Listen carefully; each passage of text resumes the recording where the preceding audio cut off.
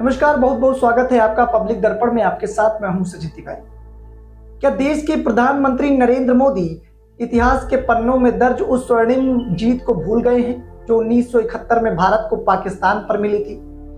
क्या हिंदुस्तान के प्रधानमंत्री ये भूल गए हैं कि उनके हिंदुस्तान के पास वो ताकत, वो कुव्वत, वो क्षमता है कि वो पाकिस्तान के घर में घुसकर पाकिस्तान को नस्तनाबूद कर सकती है, पाकिस्तान को इस देश के नक्शे से मिटा सकती है? क्योंकि हिंदुस्तान के प्रधानमंत्री नरेंद्र मोदी ने जब सीज फायर पर सहमति जताई तो पूरा हिंदुस्तान स्तब्ध हो गया।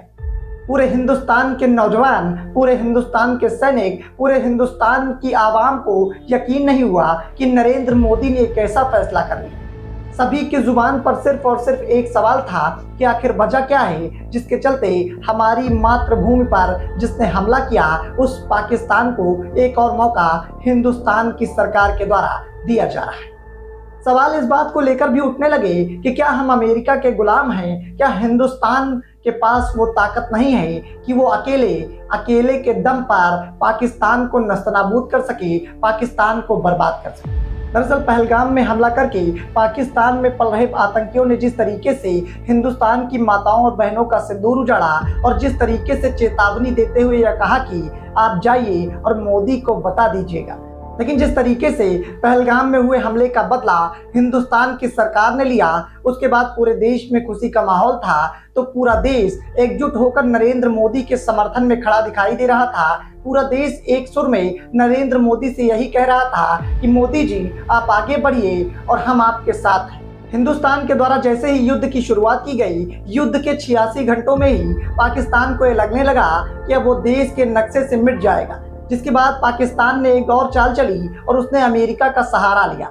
अमेरिका के राष्ट्रपति डोनाल्ड ट्रंप के चरणों पर जाकर पाकिस्तान के प्रधानमंत्री गिर गए और विनती करने लगे।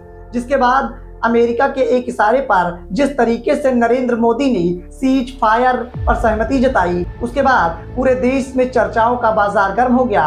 तो वही सवाल उठने लगे कि क्या नरेंद्र मोदी देश के लिए इंदिरा गांधी वाला इतिहास नहीं दोहरा सकते हैं?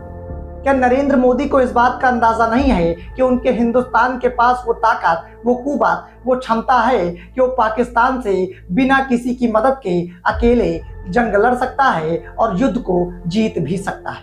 सीज फायर पर जैसे ही नरेंद्र मोदी ने सहमति जताई, उसके बाद से ही लगातार इंदिरा गांधी के चर्चे तेज हैं और इंदिरा गांधी की चर्चाएं पूरे देश में चल रही हैं।